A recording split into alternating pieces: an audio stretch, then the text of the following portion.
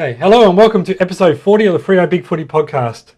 This week we'll be going back having a look at the pretty pitiful performance against the Saints a couple of weeks ago. Freo's reserve side, Peel, had the bye, so we sort of have a break from that as well. And then we'll have a look at the big upcoming Thursday night clash against the Blues. Joining us this week is our usual Victorian correspondent, Seppo. How are you, mate? Well, I'm good, Centurions. Great to be back and looking forward to another night of football on a Thursday tomorrow. Absolutely. And also joining us this week is one of the Carlton board members and one of the guys on the main podcast, Wookie. Thanks for joining us, mate.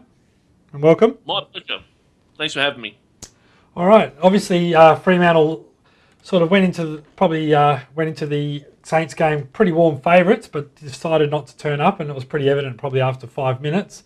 Going down 17 goals, 16, 118 to 9 goals, 660. And that's probably taking a little bit away from the Saints, who certainly played the best game I've seen them play this year. Obviously, Seppo, you were at the game. What was your opinion or thoughts on it? Oh, it was like a stunned mullet watching the way that St Kilda performed. And it was, I could describe it as lethargic on our players' behalf. Definitely not the normal Freo.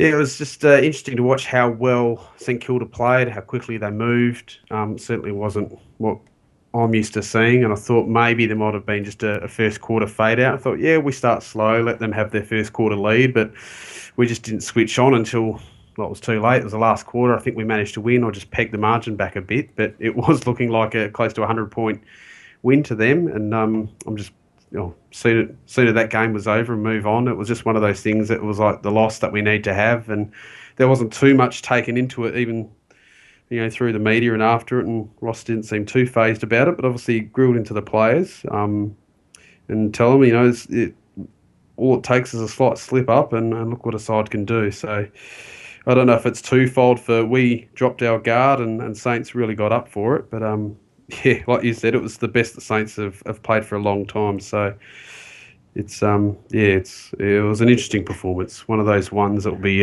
probably put down as the upsets of the most recent decade of football. But you won't see that again this week. Yeah, I think the main thing, Seppo, and we probably won't talk about it too long, but it was probably a chance for some of those fringe players to probably try and cement a spot in the 22, and guys like Sylvia, Morabito's come back, even Griffin, who's been away for a while and coming back off a knee, and even the young forward in Taberner, and obviously all those four guys probably, as we'll talk about in a moment, didn't survive it, but none of them really stood out either and sort of stepped forward and said, I want to take a spot in the 22, and that was probably the most disappointing aspect of the whole day. I mean, we expected some of our other sort of players to step up, with those sort of guys out, but, it was just disappointing to see some of those fringe players not take their opportunity. And it just shows the difference, especially when it comes to speed. I think that's the biggest thing I noticed is Freo, look, not only were they lacking a bit of effort, but I think we were just a bit slow. When you take out players like Ballantyne, Hill, Michael Walters from our side, even though Michael Walters is not quick, but we certainly lose a bit of a pep and the pace of our game and our spread and the way we move the ball. Yeah, and that you're totally right. And we just don't... we just needed someone to provide a bit of a spark out there.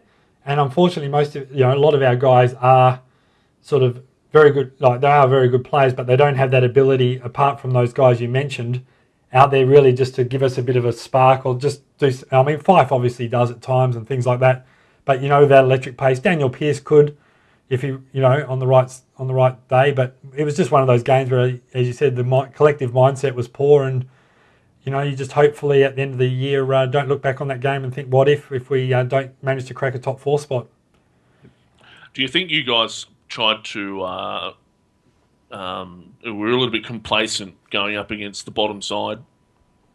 I think that was totally the case, and I think a few of the guys probably looked ahead to the bye maybe and just didn't give... I mean, Wookie, as you know, Freo have got a pretty good record at the...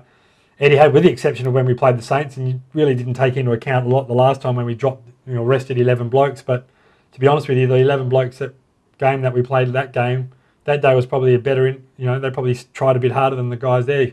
It was like they went on the bye a week early, and they got shown up, and it was just a very average performance. You can't sugarcoat it any other way, and I'm sure the review would have been pretty scathing by Ross Lyon early in the week, and you just hope that the boys will learn from it and come out and redeem themselves this week. I just wonder if perhaps the team deliberately backed off in order to lessen the chances of further injuries or further outs or whatnot. But then again, maybe they did that by leaving a lot of players out anyway. Well, it was quite interesting because we actually played most of the last quarter with Luke McFarlane on the bench, and he certainly wasn't playing to his best of ability, giving Reece Stanley a free crack at it and leading up the ground. And it's when we actually pulled Luke McFarlane off that we actually got back into the game. I think Saints is obviously they took their foot off the pedal a bit. They'd obviously had enough fun, and we sort of got back into it. But the damage was well and truly done by then. So, and Johnson didn't look as fit and close checking on his opponent. So there was definitely problems down there in the back line.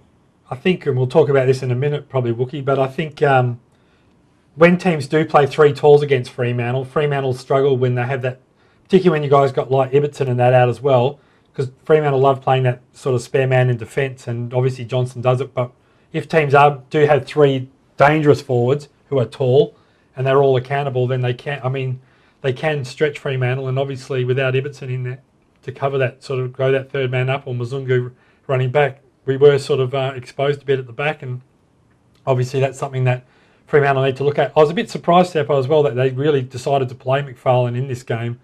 You would have thought the extra week off, even if he was in a little bit of doubt, just get him cherry right with the bye, have a good 2 or 3 week break, and then sort of come in for the last 4 or 5 weeks of the year. And I thought, I was a bit surprised before the game that they decided to play him, and it was even probably looking worse in that, as you said, in the last quarter when they're resting him there. So, particularly if he was going to play, Rewalt would be his natural opponent, and he's probably the last guy you want to be playing on if you were coming off a soft tissue injury with the amount of running up and down the ground he does.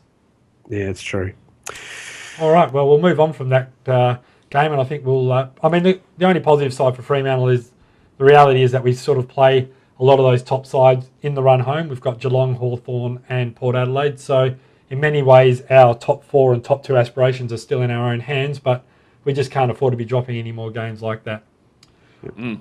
All right, the game coming up tomorrow night, just for those of you who are listening on the pod, just be aware it is an earlier start time than normal.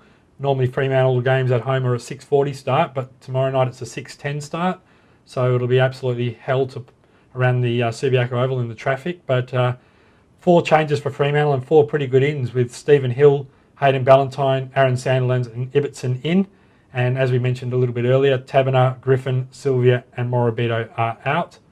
And for the Blues, probably pretty big losses for them actually. And in Mitch Robinson out with suspension, Everett out with a knee and Menzel out with a knee. And coming into the side, Brock McLean, Blaine Johnson and Andrew Carazzo. Before we get to you, Wookie, what do you think of the Freo changes, Seppo? I think it's, it was self-explanatory, really, when those guys talked about coming back. Hill, Ballantyne, Sandlands, and I suppose Ibbotson is one that's almost on the verge of best 22. I can understand, obviously, all the omissions, and it's great that we didn't have any new injuries and we can actually bring 4 great players into the side. And unfortunately, you do have to drop players, and it's a bit unfortunate. Obviously, people saw the writing on the wall for Morabito that he's not keeping up with the pace of AFL, and maybe trip back to the Magoos will get him up. But I'm happy with those changes. Maybe you could have possibly had one more. The only one I was actually thinking is about Tommy Sheridan coming in for some more run, but I think with Hill and Ballantyne back into the side, it's there. So quite happy with those 4 changes, and it's getting closer. And I think I saw it mentioned on our board that this team is basically 1 player off our grand final side last year, so we're nearly back to our best 22. Yeah, absolutely. And Wookie, what would you like to give us a bit of a rundown on the ins and outs for the Blues? Obviously, you know them better than most, so but they do seem a few sort of couple of players who've stood up for you a bit this year with Everett and particularly Menzel as well. So going out. All three players for Carlton that are out, they are big losses. Everett's been in some great form. Menzel's been in great form, and even Robinson has been in some good form. The ins don't. And to be honest, I'm one of the more negative people towards Brock McLean in the Carlton supporter group, and I also think Andrew Carazzo's on the dark side of his career. But Blaine Johnson, there's a lot to like about him. He's not quite Troy Menzel, but he'll get the job done, I think. Yeah. in that area. Well, I know Blaine's. Um, Oh, so I think it's good that I think it's great for you guys that Aaron Sandilands is back in. Wood had a great game last week for the Blues, 7 marks or something, where previously Robbie Warnock had taken 14 for the season. So it's yeah, Sandilands is a good in for you guys too. yeah. I think as you said, I think probably Everett's been one of the recruits of the year really across the AFL. I think he's been terrific in the games I've seen Carlton play, and obviously Menzel has shown a bit as a forward. I agree with you, Wookie. I'm not a fan of McLean either, and I think it's probably the worst ground for him to come into. He certainly doesn't have any pace, and I'm really surprised that they brought McLean in ahead of Armfield, who at least does give you a bit of run and speed across the ground. And I know in the last couple of games where the Blues have played Fremantle and actually won at Patterson's, they've been able to do it with pace, particularly with Jeffy Garlett when Eddie Betts was there, and those three amigos type thing. But it just really surprises me that Armfield's been left out of the side and they've brought McLean in. And I'll be surprised if they actually go with McLean and Carazzo on the interchange. yeah. I think Armfield will get a run before that. Lucas won't play, I don't think. He hasn't Do you played. know who they've flown over? Because they would have been over in WA already out of those I three honestly emergencies. don't know. But give me a second, and I'll see if we can. Just while the Wookie's looking that up, Seppo, obviously for Fremantle, as you said, having that bit of class with Hill coming into the side is going to be a massive boost for us because we obviously do miss his ability to break the lines. We do. There's a lot of talk about our tall midfield, but unless, particularly with Hill out, the sort of extra attention can go on to Daniel Pearce, who just struggles to show it without both sides in there, and even Lockie Neal is a good in and under player, but we just lack that bit of outside speed, as you mentioned. So having him certainly back in the side will be a big boost for us this week, and it'll be interesting to see which way. Obviously, bringing Carazzo, who generally is going to be that sort of tagging type player, along with McLean. It'll be interesting to see which way the Blues decide to, or who they run with in those guys. Who do you think will get the job on Fife this week, Seppo? Do you think it'll be? Do you think they'll run Bryce Gibbs head to head with him, or do you think they'll try and use one of their other players in a shutdown type role? I think if they're going to go after everyone, it's got to be Hill coming back into the side and just run the rest of the midfielders head to head. Fife, Barlow, and Mundy. Usually how it works out. I think Hill's copped more attention when we've played opposition than what Fife has. I think the sides that have tried to play someone on Fife's dragged them forwards and have some type of impact. So not really sure who's had a great impact as a tagger on that Blues list. Not sure if you can shed some light there, Wookie. Yep, I wouldn't be surprised if Ed Curnow takes him. Ed Curnow is our premier tagger at the moment, but Andrew Carazzo's possible inclusion does lead to that possibility. But given that Hill has run right around Carazzo before, I would expect Curnow to pick him up. I don't think they'll use Gibbs in a tagging role. I think they've realised he's a much better offensive weapon than he is as a defensive weapon now. I don't think we'll see him in many tagging roles at all. I'll be surprised if he lines up at halfback, to be honest. Yeah, I think it's. I agree with you, Wookie. I think if they go in, particularly if they do go in with Curnow, Carazzo, and probably McLean, who may play a negative role, you can't have too many negative players in that midfield. So you're going to have some guys run forward, and obviously Judd will be one. Bell will probably be the in and under guy, but you probably do need someone like Gibbs. So it'll be interesting to see if Crowley goes with Gibbs, because obviously they do try and run with. They'll try and shut down Carlton's outside run as much as possible. So it'll be interesting to see whether they go with him or whether they do put him on Judd, or which way they do decide to go with Crowley, because obviously they don't want to sort of let those guys on there. I don't think Crowley's got the speed to go with Yarran. So it'll be interesting to see which way Ross Lyon works with Yarran as well, because if he does play off half back, obviously they need that pace there in terms of whether they use. I don't think De Boer necessarily will have the pace, but he might have the body to use the physicality on him. But it'll be interesting to see which way the teams line up, that's for sure. I suppose with Crowley in the past, he's had some jobs on Judd which have been quite renowned over last year. But what I've noticed differently this year is Crowley's actually not going to the biggest accumulated ball, but the best user. So if that gets down to a tag on Bryce Gibbs, if he's playing loose out the back or on the outside, I think that's where Crowley tag could go this week. It'd be quite interesting if Cade Simpson, I'm not sure if he gets a lot of the ball or distribute out from the back line or. He does. He gets a lot, and he's in good form too, Simpson. So that could be another potential opponent for Crowley, or if not, De Boer to go on to. Yeah, I think De Boer will probably go more that way. I think Crowley will go to Mark Murphy, actually, looking back on it, because Murphy's shown that he hasn't had the ability to beat the guys who are really good taggers, like McCaffrey got hold of him earlier. Even last year, Crowley got hold of Murphy, and I think... for me, that they'll put Crowley on Murphy first of all, just to sort of, just see if he's able to break that tag, because he's shown, I mean, Wookie, I could be wrong, but I haven't seen a heap of Carlton games this year, but the ones I've seen is when the sort of the so-called premier taggers in the comp get a hold of him, he has struggled to have an impact on the game. I mean, he may have been better on it, but I haven't seen it, as I said, a lot of the Blues games. Look, he can struggle, but he has, again, Murphy's been one of those key players that have in recent times been very good against sides like Geelong and other sides. Gibbs falls into that category as well, though. Gibbs was off song earlier in the year, and he's picked up since then. So, and like you said, Simpson comes into the same kind of... they get a lot of the footy, they run forward, they kick goals. You're going to pick up one for sure, but I wouldn't be surprised if someone tries to tag Gibbs instead. Yeah, I mean, the other important thing I think for Fremantle, obviously, looking at the backs for in your back line there, I mean, obviously Jamison's not going to be playing on Ballantyne, so you'd have to think Jamison will start on Pavlich rather than Sam Rowe.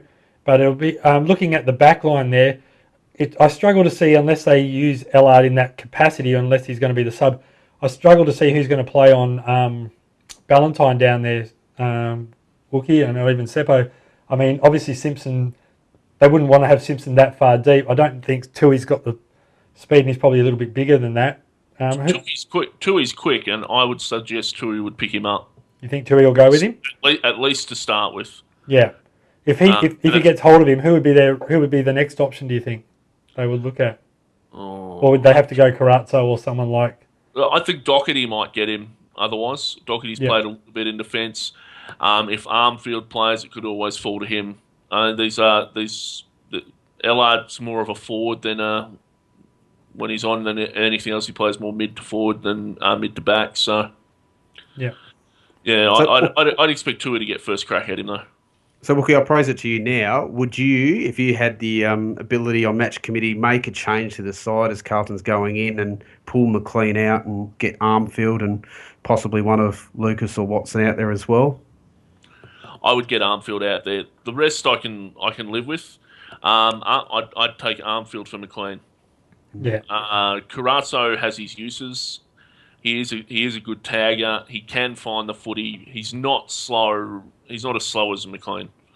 I think, the less I see McLean, the better, to be honest. Yeah, I mean, him and probably Watson, I think, are probably, definitely don't suit the expanses of Subiaco. I must admit I was quite, pleased for us, but I was quite surprised that they decided to play him in that game. And as you said, I think the big thing as well for basically a lot of the X factor that you guys have, or guys who can bob up like Menzel and even Mitch Robinson on his day can be a bit erratic. He's either can be very good or very poor, but even Everett to a degree as well. And that flexibility that Everett gives you will be missed, I think, quite badly on the, in the game. And you just never know which Jared Waite's going to turn up either. I mean, he had an absolute cracking game last week against North Melbourne, but you just don't see it all that often these days, and you just don't know which Jared Waite. If the Waite that turns up against North Melbourne plays again, he'll certainly be a handful out there, but you just don't know which one it's going to be. That was going to be my question for you. I mean, you were talking earlier about your troubles with 3 tools that St Kilda played. Yeah.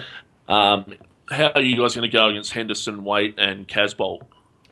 I think Dawson will go obviously on the deepest player, whoever that will be.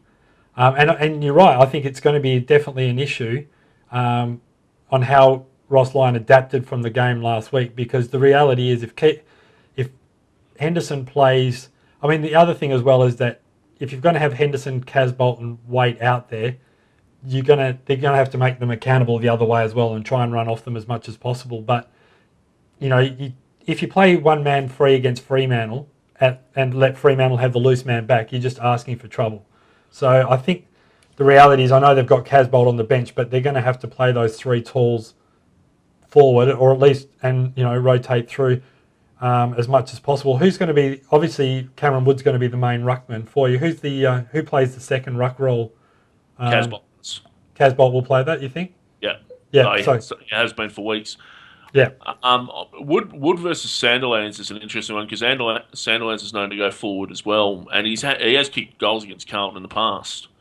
Yeah. But Wood showed last week that they're quite prepared to run him forward as well. So whether that nullifies each other or not, Sandilands will flog him in the hitouts.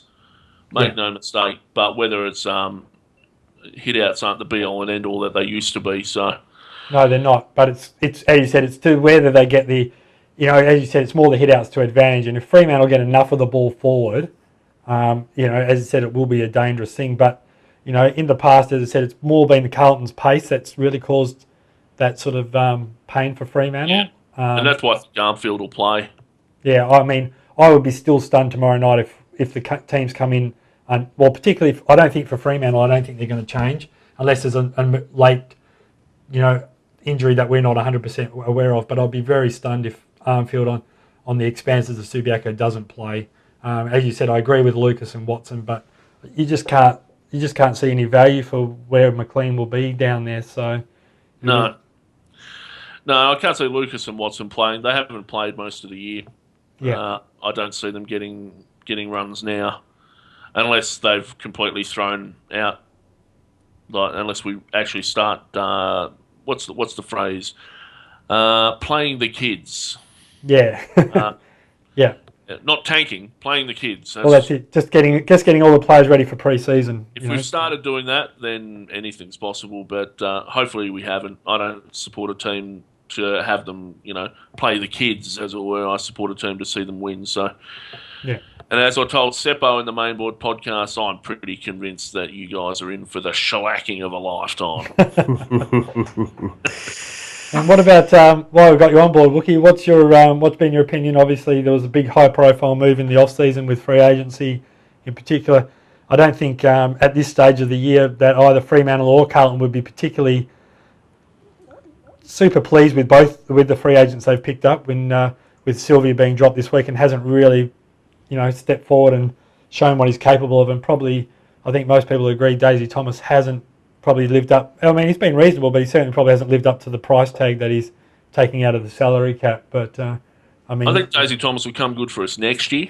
Yeah. I think this year he needed to spend more time in the reserves getting fitness before he started playing. I think that's been to his detriment this year. I think they started playing him too soon. Yeah. I know nothing about how Colin Sylvia's been going, well, but I can tell you that Dale Thomas has been less than impressive from my perspective. He does good things, but not enough for them to justify his price tag, and certainly not enough to justify the loss of Eddie Betts, who is starring at Adelaide, and we kind of miss a 50-goal a year forward. So I think I don't think most people. I mean, I think probably Eddie Betts was a little, when you look back at it, probably a little underrated when he was playing, because obviously they had the three guys in there with Garlett and Yaron there, as well. And they probably thought that those, they would just be able to slot anyone in there. But obviously Eddie's shown this year that he has been a big loss for the Blues, and obviously the way he's playing for Adelaide has been, as you said, he's having an exceptional year over there for him and really keeping them in the hunt for the 8. And Yaron's had a reasonably good year, but Garlett has had a terribly off year, which he does every second or third year. So it's Garlett was up at your top goal kicking, wasn't he, last year? Up. Well, at least I don't think our goal kicking was anything to write home about last year, though. I think he might have topped it out with like 35 or something. So, but I suppose that just shows the equivalent of what Eddie Betts would have been to your side. It would be the equivalent of us losing someone important like Ballantyne. So. It certainly makes a difference when you lose that lively small forward that complements some of your taller players up there. Now, just There's been a rumor that Jared Waite, he's in the off in the season. He's a restricted free agent at the end of the year, and I think I talked about this briefly with you last week, Seppo. No, actually, I couldn't have because you weren't around. We couldn't find you for some reason. Hiding, I think, is the term we politely put it. But there's rumours that Waite would fit in at Fremantle. I'm not sure I see that, but I suppose you can add to the rumours of any tall forward recently gets labelled to the same 3 or 4 clubs looking for a forward type with Western Bulldogs there as well. So I'm not sure if Waite would. I suppose it all depends on the price. You'd never rule any player out, but certainly someone with his potential. And isn't his nickname Mr. Potential?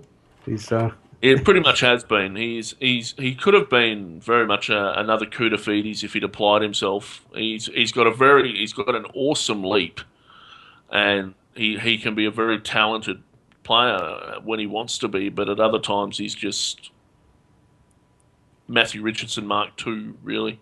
Yeah. And how old is he now? Is he 29? He's turning 30 next year? 32. 31, I think. Yeah, so he's turning 32. And I think the other thing that's probably hurt him as well is the fact that just when he seems to show a bit of form, he has a brain fade and gets suspended or does something. He hasn't been suspended this year, though. No, this year he hasn't, which has been a change, but normally he does. Again, Maltas tends to dump him every now and then. I'm not sure he deserved to be dropped when he was. Maltas says that he's got to kick goals to play. I'm not so certain that that's entirely his fault, as some of the appalling delivery he's gotten during some of the games as well. But I think we hold some of our forwards to a standard that they can't meet with the skills of our midfield sometimes. But anyway. The other one for you, Wookie, I suppose, is like looking last year, probably Zach Tui looked like he was going to take a step up and look like, and I know there was a few people, and I've got a few friends who are Carlton fans who were probably maybe even calling a little bit for him to be considered in a leadership role at the club or even as a captain. But, I haven't seen a lot of Blues games this year, but he just doesn't seem to have the same impact. And I don't know if that's because teams are dragging him back further in defence to stop his run out from half back and going inside 50, or whether he's just sort of struggling to have the same impact. He's been getting forward a little bit now, but he hasn't been. I think he has been dragged back. But I think it's also the way Malthouse is playing him now. I think it's just a little bit different. There's not Carlton had a very all-out attack strategy with pretty much just Jamison in defence. It was Jamison and then everyone else go forward, please. That was our Ratton game plan. But they're playing a little bit differently now, and I think too is just taking some time to adjust to his new role. Yeah. Is there any other sort of matchup? I mean, obviously we haven't really talked. We talked a little bit about the midfield matchups, but it'll be interesting to see. Obviously, and obviously most of the games, particularly at Subiaco, the midfield does have a big bearing on the game. So it'll certainly be interesting to see how. Obviously, they've tried to blood some new guys in like Nick Graham and Tom Bell this year, Wookie. So it'll be interesting to see how they go. And probably even Doherty. He was from the Lions, wasn't he, Sam Doherty? But it'll be interesting to see how those guys go against some of those bigger bodies with Mundy and Fife and Barlow and those sort of blokes who obviously will be sort of pretty livid after the performance last week. So it'll be interesting to see how some of those younger guys go for you in that midfield role. They're not afraid, the younger guys. That's one thing that has come through in the last couple of weeks is that guys like Doherty and Bell's a little bit bigger than he appears. I think he's a definite hard body in terms of getting in the packs and taking people on. There's no fear there. No. There will be fear with Cameron Wood, though. He's going to be shaking in his boots after Sandlands is coming back after a week off. I think he's almost going to just brace himself every ruck contest, and guys at the feet like Judd and Murphy and whoever else, Thomas, if he's there, he's just going to be reading Sandlands taps. I don't think Cam's going to be that much use in those centre square and around the ground. Might be able to run off Sandlands, but that's about it. Yeah, we tend to use a third man up a lot, but that was Mitch Robinson's role really. Casbolt's going to be too afraid of him. I mean, they're all almost every ruckman in the league is shorter than Sandilands in terms of a height thing. Sandilands has bulk. Casbolt's a fairly big unit himself. he might get more of a role than Wood this week. But Wood's just glad to be playing AFL footy again. Yeah. I 'Cause think he's been upgraded off the rookie list, hasn't he? well, he's a rookie at the moment. Yeah. He played his first game for Carlton after sitting on the list all year. He and was in Williamstown last year after being dumped from his third club. So it's not. Wood's not too. Wood's a good as he showed last week. He's a good mark. He can run forward. He can kick a goal or two, and that's all we want from him. We're not expecting him to dominate Sandilands. We're not even expecting him to beat Sandilands in the ruck. But as long as he can do the other stuff around the ground, that's all we need. And otherwise, playing Warnock was like playing a man down. Basically, he'd win the hit-outs and then just, he might as well pull out a deck chair and camp out in the centre square. Yeah, I think it's obviously Warnock was obviously traded to Freo for, I think in the end Nick Subin was the player we picked up for it. So, and I think probably, I think that was probably one of the better deals that we ended up doing. I don't think it was quite as good as the Stephen Coops for David Mundy one, but it was... Well, it was probably one of the better deals you did with Carlton. I mean, far better than Stephen O'Reilly. Thanks for that. Yeah, that will certainly go down as a shocker. An interesting thing about Carlton is Freo have never had a player come directly from Carlton to Freo. It's one of the only clubs we've actually never received one of their players. So, didn't you get Chris Bond at one point? Who was that? Sorry? Bond? Yeah, we did get Chris Bond was on our list to begin with, but I don't think he was a Carlton player. Yeah, but I don't think we did a trade with Carlton for him. He might have played, I think, both sides. Very start. Yeah, we had Bondy from the start, I think, in our first year. Wasn't he Richmond though? He played for Richmond, I think, before he came to Carlton, Chris Bond. Yeah. Might have been the other way around. I don't know. Can't remember. It was a while ago anyway, the good old dark days. But obviously, any other sort of points we want to bring up, boys, before we wrap it up? No, I'm just quite interested to think from your point of view, Wookie, if you think Carlton can bring out what they brought against North Melbourne.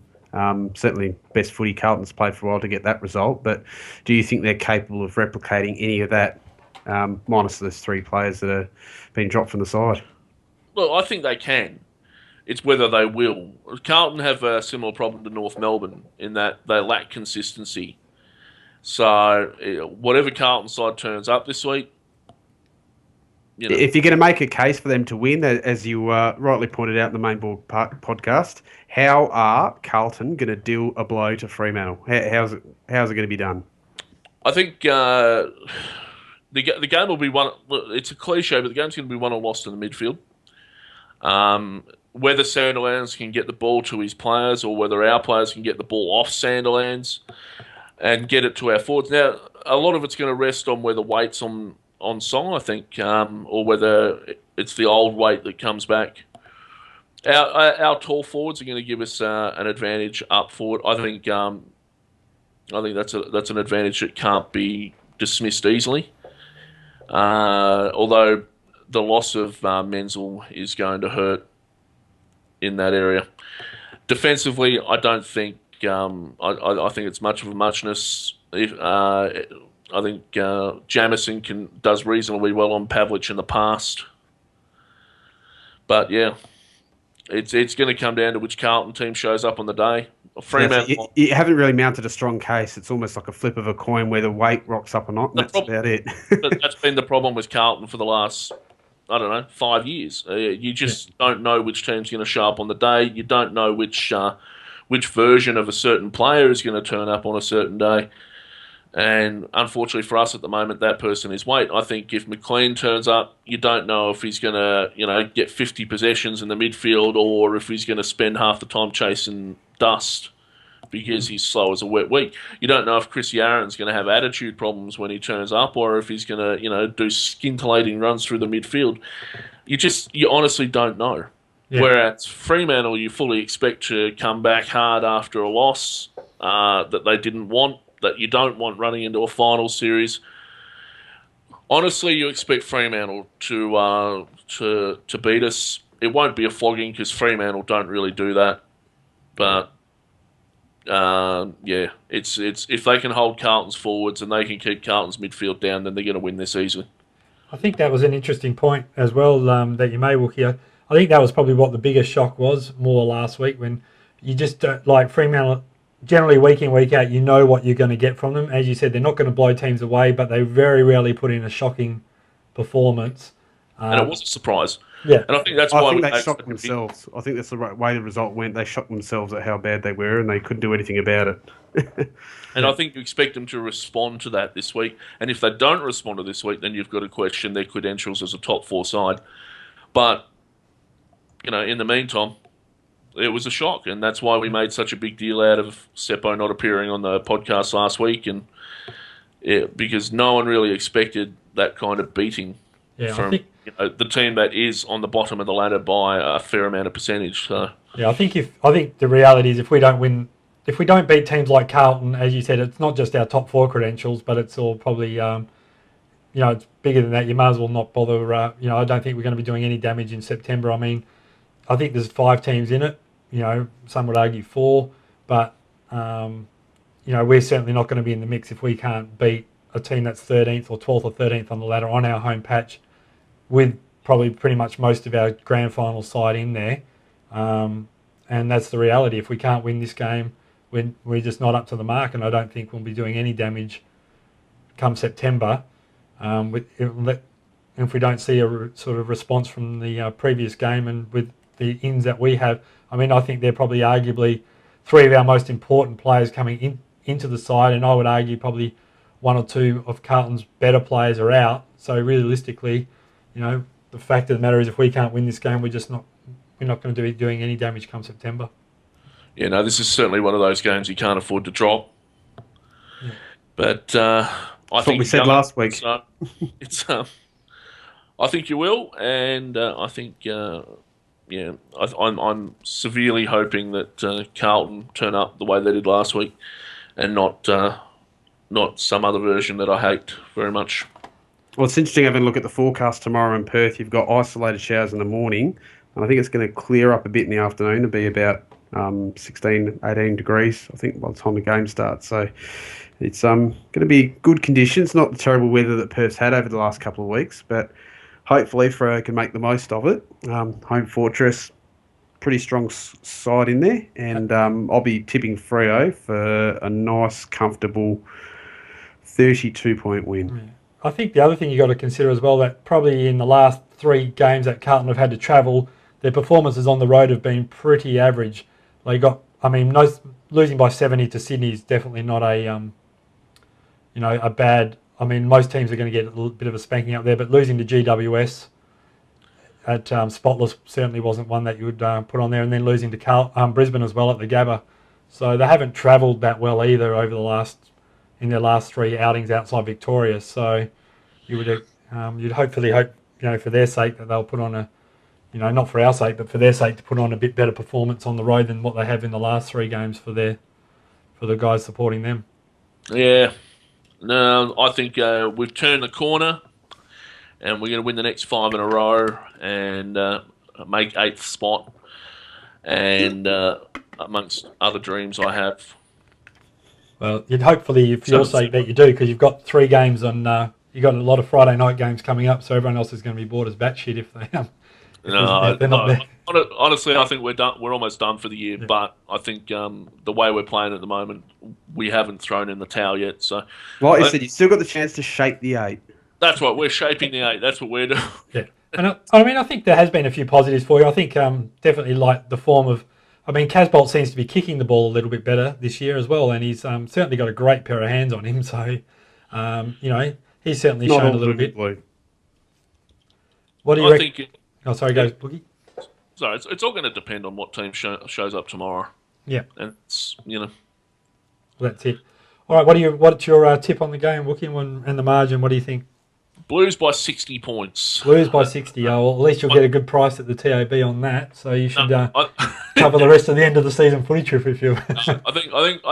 Look, I think Carlton can get up, and I've got a tip with that. So I think Carlton will get up, but it'll be like 11 to 20 points at the most. Yeah.